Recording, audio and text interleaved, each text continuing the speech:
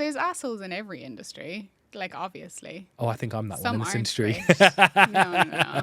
Do you ever think sometimes that the question, instead of why do I have histamine intolerance or histamine overload, don't worry, the question should really be, how do you not have it? But so many doctors say, oh, you know, babies and infants, they don't really need that multivitamin, or they don't really need, you know, vitamin D and things. And I'm like, are you insane? Like, simply put, there's things that work against your immune system and there's things that support your immune system. And it's just about deciding to stack the cards in your favor. All these things need training, right? And they all have nutrient requirements. Yeah. If they didn't have nutrient requirements, we wouldn't have to eat bloody food.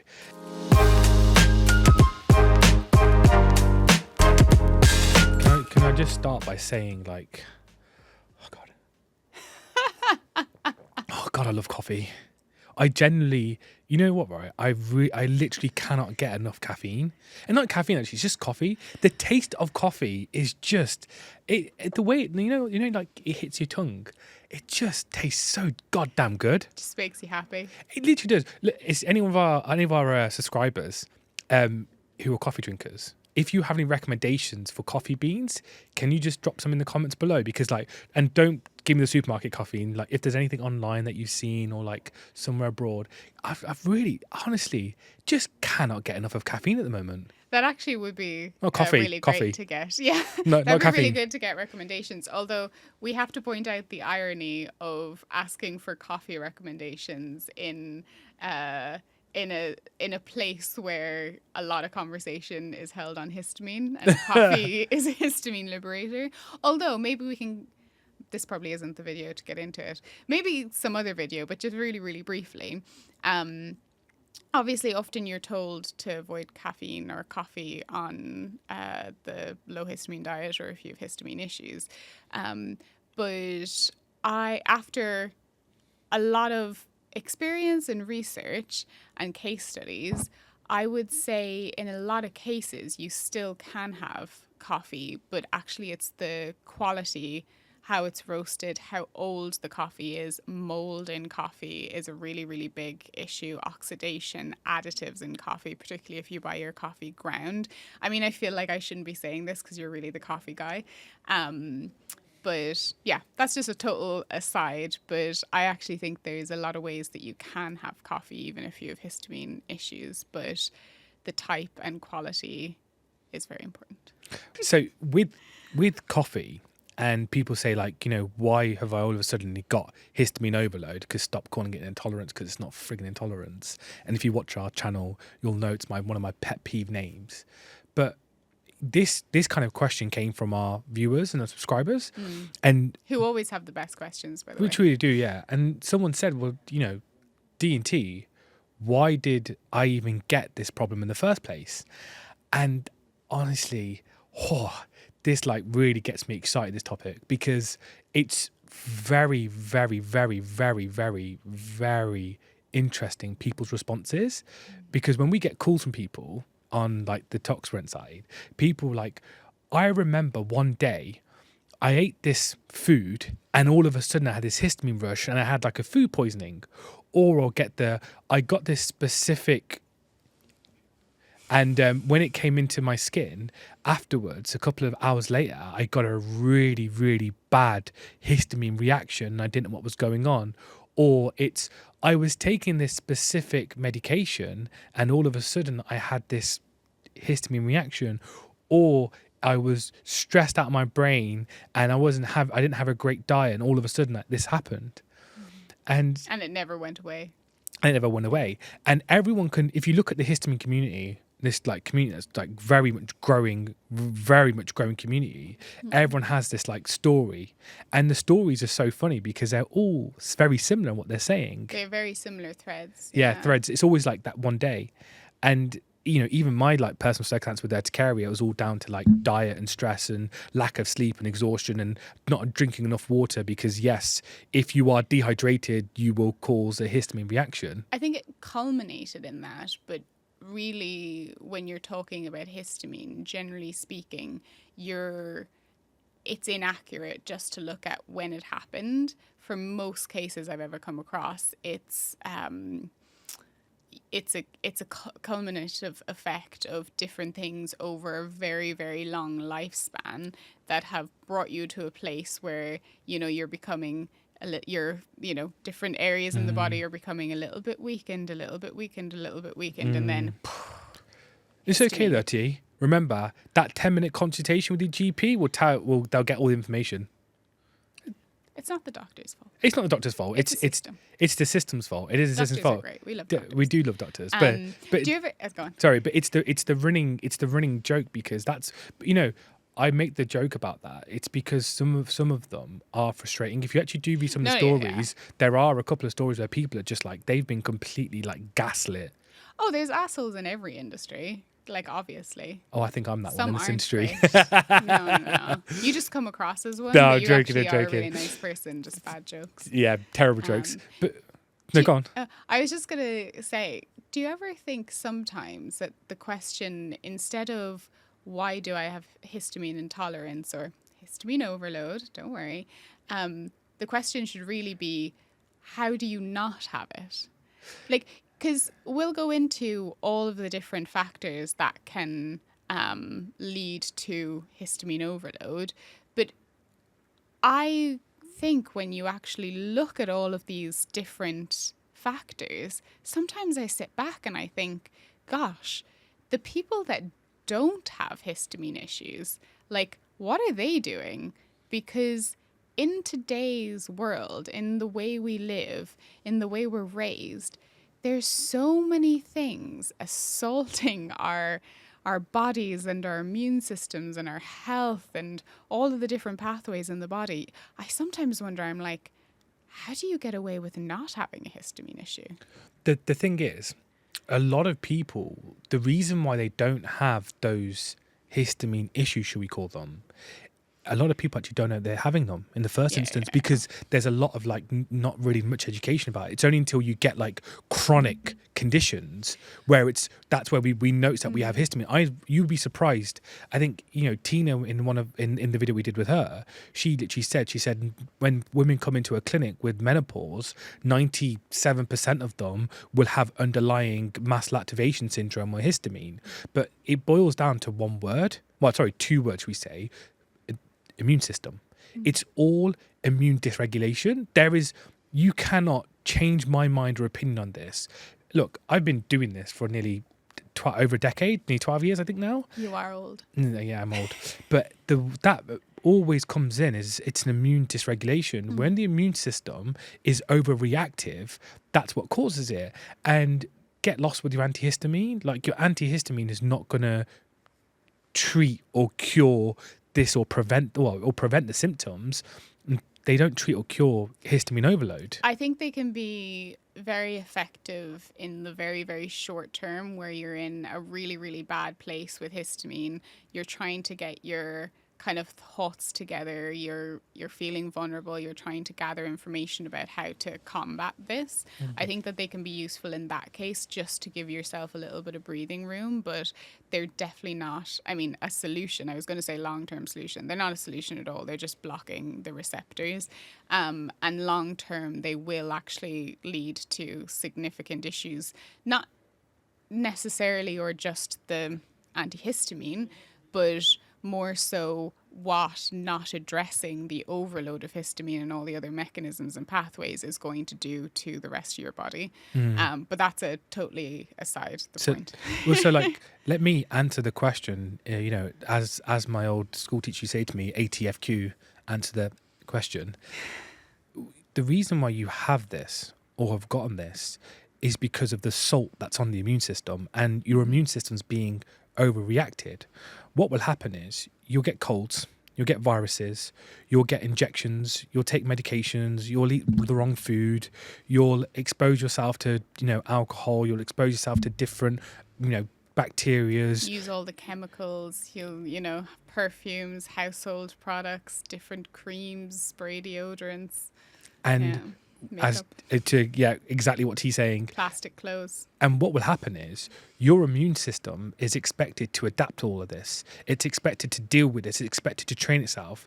And the famous thing that like I've recently learned where people are like, oh yeah, it's okay because I like to train my immune system. It reminds me of like an episode of The Office where Dwight is just like, I don't mind when people sneeze in my face because it trains my immune system. It makes me immune. And if hopefully Tom's showing a picture of that happening right now where people are sneezing in his face. You're welcome. And people believe that's what you need to do. But what you're doing is your immune system's adapting. But let's say you've got all those cumulative things happening all at the same time. All it takes is one, just to take that immune system to push it too far. Mm-hmm. And if you're not taking things like vitamin D, magnesium, zinc, all these vitamin C, which are all there to, all trace minerals, which are there to like support the immune system and support the body and support that muscle growth, your immune system is going to be overacted. And all of a sudden, that one day, you're gonna eat something, and you're gonna have that cold or have that flu, and the symptoms are gonna build up, or you're gonna be exposed to pollen, and the allergy season's gonna kick in. But do you know what will happen? And this is where then sorry, just to go back, and all those things will accumulate and happen. And as you get older, your body starts to it. And then someone will talk about, you'll go to your GP, tell them the symptoms, or you'll go to your pharmacist and they'll say, this is easy, mate. Take an antihistamine. So, bud, don't worry, man. I got you. Get an antihistamine. And then you don't ask because in that place of like pain, you'll go, okay, I'll take this antihistamine. And voila.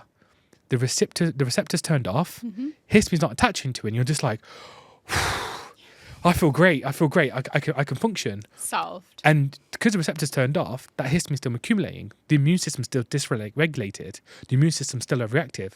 Antihistamine wears off. The histamine's still building up. Histamine attaches, and the same problem occurs again. Mm-hmm.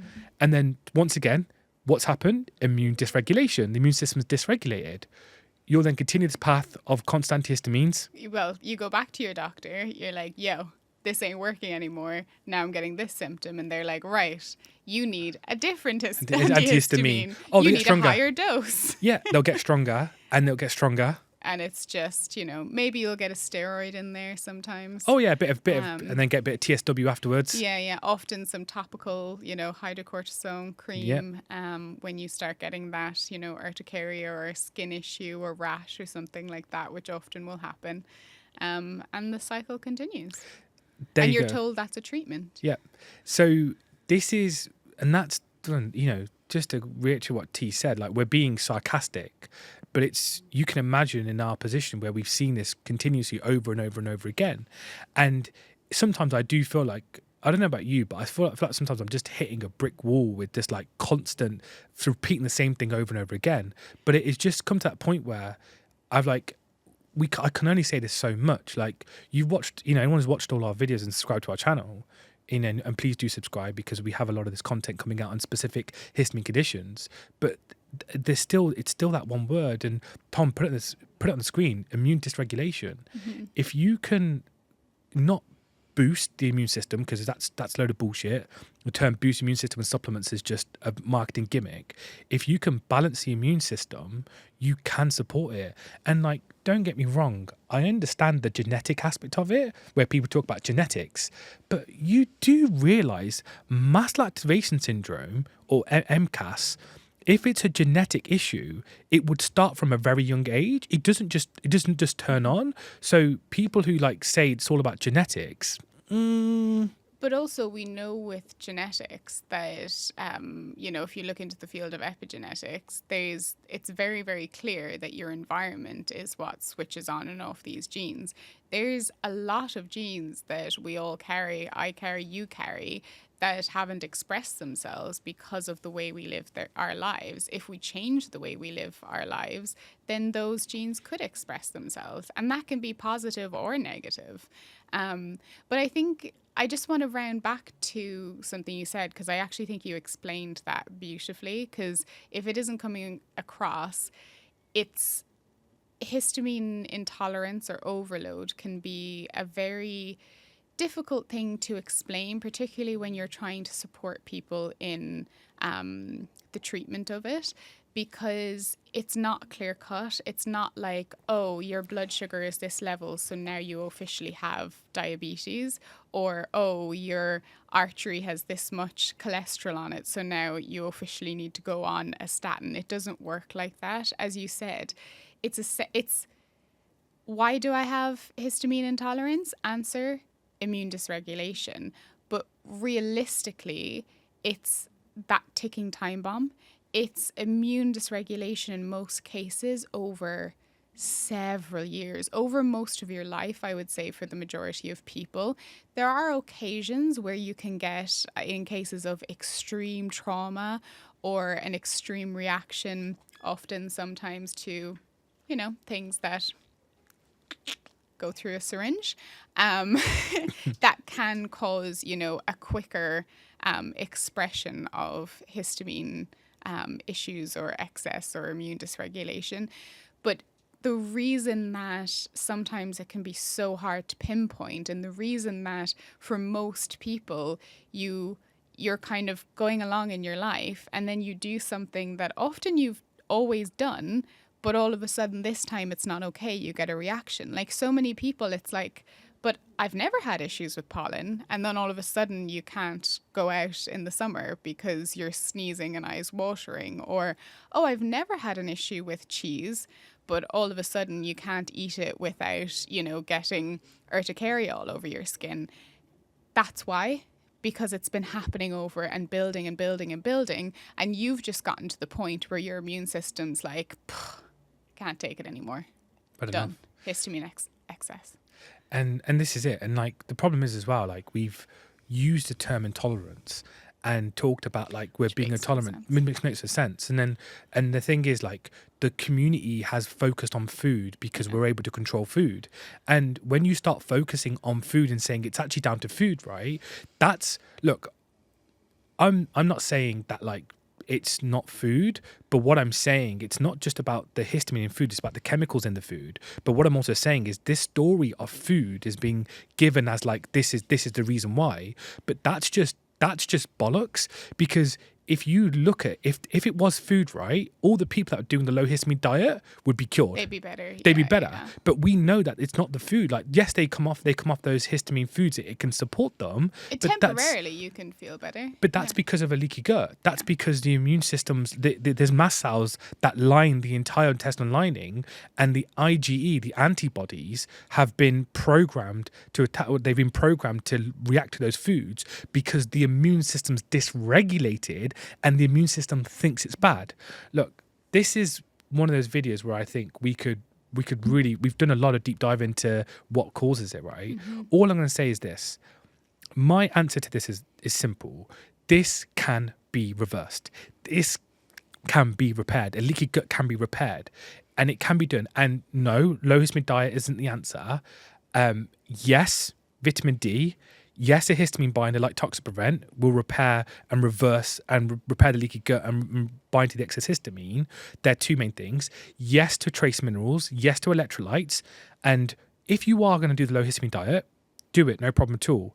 But if you're doing it longer than 8 to 10 weeks or 12 weeks, then that's not safe. But also, I think, there has to be the understanding that there is going to be a level of, lifestyle change and, significant change that might feel a little bit uncomfortable for a while to get out of this, because this isn't something that happened, overnight. This is something that built up. So, looking at the toxins in your environment, molds in your environment, any of the triggers for you, you might have to stop wearing perfume. You might have to do some things that are uncomfortable, but, that's the way that you do reverse this and you do feel better. Sorry, I was just going to add to what you said there, because what you said there is really, really important as well. This isn't a quick fix. Yeah. Like, for one reason, the reason why you got it happened over time, that immune dysregulation. But undoing it is the same time. Like, we get so many people that we're like, well, I've been doing this for about a month. And I remember Emma from Life Code GX, who do the genetic testing for histamine. She said to me, she goes, the amount of times we get people who come to us and be like, oh, like I did my genetic report and, you know, I followed you, you know, I bought the supplements, and they're like, have you used them? Like, well, no, I haven't used them yet. And it's the same with this. Like, you're not going to take Toxaprevent for a month and suddenly be cured. That's just not going to happen. It takes time. But the problem is we've been fed this idea because of the allopathic model with antihistamines of symptom relief. And because we have that symptom relief, we think it's fixed. But that's not the same thing. That's not fixing it. And that's why I say to people, you need time. Your body needs time to, your immune system needs time to balance itself out. Your body needs time, your gut needs time to heal. Nothing's going to work instantaneous. And if it does, it's called a cyanide pill. But also, it just doesn't, again, back to common sense, it doesn't make sense. Because yes, instant relief of certain symptoms, but I've never come across someone that is, you know, instant relief plus feels amazing. Like, it's instant relief, but you still don't feel like overall well or overall health. You still have all of these different niggling issues. It's like, if it takes a little bit more time, but when you experience what actual health and wellness feels like, you will never go back, because it is the greatest feeling in the world. The problem is most of us never get to experience it, and it's really sad. And I might get pushback on that, because you would want to say that children do because they're unaffected. But the way we're treating our children, the way we're raising our children, is really affecting their ability to ever experience that health and wellness. And I'm reluctant to almost make this point, because I feel like if I make it, we're going to just go off and this video is going to be 3 hours long. Well, it's a place kind of conversation. Let's have it, girl. You go. But I just feel like I can't let it go without touching on this. And I'm nervous to touch on it, because I know it's a very emotional and sensitive topic. And I'm not coming from a place of being absolutely perfect about this in any way. I'm just really trying to learn. But there's a lot of evidence to suggest that your early years, so kind of nutrition in the womb, birth, you know, particularly within that first year of life, what happens in that first year of life, and your immune function, your immune balance, your immune regulation, there's very, very strong associations. And then in another layer, kind of from up to age 3 and age 5 and beyond. But particularly in terms of seeding the immune system, I think a lot of people will understand what I mean by that. But in terms of making sure that you have a diverse microbiome, diverse, you know, bacteria that are supporting your immune system, supporting your gut, good nervous system regulation, we know that what happens in that first year, so whether you have a vaginal birth or a C-section, that's even simplistic in itself. You could have a vaginal birth from a mother that doesn't have balanced gut bacteria. That's an aspect. You could have a cesarean section and then have probiotic therapy, or these different things. So I'm not just saying C-section versus vaginal, don't come after me. Whether you're breastfed versus formula fed, what kind of foods you're given in those early years. Are you being given actual food, or are you basically surviving on snacks and processed snacks with all of these oils? Because we know a lot of the baby snacks, there's a lot of processed oils. Are you getting nutrients? You know, it drives me absolutely round the bend. But so many doctors say, oh, you know, babies and infants, they don't really need that multivitamin, or they don't really need, you know, vitamin D and things. And I'm like, are you insane? Have you ever seen a toddler eat? Like, they're unpredictable. They do not sit down and eat balanced meals of balanced variety every single day. It's up and down depending on how they're feeling, if their teeth are at them, if they're going through a growth spurt. Like, would you not want to stack the cards in your favor and make sure that they have a decent environment of nutrients when it's the formative years of immune building, immune strength?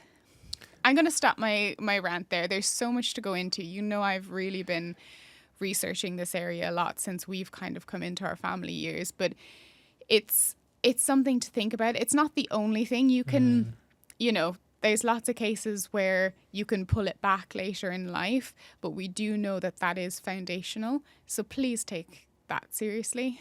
Well, to add on what you just said there. I'm so scared I'm going to get in trouble. No, that's right. I'm going to add on to what you said there. If you look at people talk about magnesium, they have a bit of magnesium and they're like, oh my God, I've been able to sleep. Like, we know that magnesium is one of the minerals that regulates the nervous system, and people take it, they'll put it on and they'll get regulation from it. You look at an athlete. Now, any athlete worth their weight, look at the people that go to the Olympics, look at people that are bodybuilding, people that go to the gym normally, just people generally do look after their health. When they're training, they'll eat specific food rich in specific nutrients. I talk about the idea of protein. I know protein's the main one people focus on, but you need the macro and micronutrients in order for the muscle or the tissue to grow. So these are muscles and tissues that are growing, and you think about what's the brain? It's a giant muscle. It's part of it. You look at the heart, it's a muscle. All these things need training, right? And they all have nutrient requirements. If they didn't have nutrient requirements, we wouldn't have to eat bloody food. And so this is the kind of the point that we're trying to make with this video, is the fact that the reason why you have this condition is not multifaceted. It's just that 2 words, immune dysregulation. And I think when we start looking at the immune system that way, when we stop focusing on taking antihistamines, when we stop focusing on bringing the immune system down, because the medications out there are there to bring the immune system down, and when we start talking about the idea of immune boosting, and we bring it to the word immune balance, that's where we'll find this continuous treatment. 100%. There's, simply put, there's things that work against your immune system and there's things that support your immune system. And it's just about deciding to stack the cards in your favor. If you're experiencing histamine issues, look at your lifestyle, go through kind of a family history, go through, a health history, look at your lifestyle now. Get a list of all of the things that support immune system, all of the things that work against it, and just start focusing more on the things that support it and reducing the things that work against it. And I promise you'll feel better really, really soon. Yep. And we'll link the video where we talk about how to reverse it. And there is literally videos on this. So yeah. Oh, and the supplements and one as well. That's good. There you go. And the diet one. And the diet one. We'll link them all in the all description. The info. But yeah, we're here to reverse and repair histamine overload, as it should be correctly known, not histamine intolerance, because that's what we're here for. Yeah. And leave comments below if you have any questions. You always have the best ideas and the best topics. But also let us know if what we said resonates with you, if it kind of makes sense to you, if it's similar to what you've heard before. We'd really like to know. Thanks, everyone. Thank you.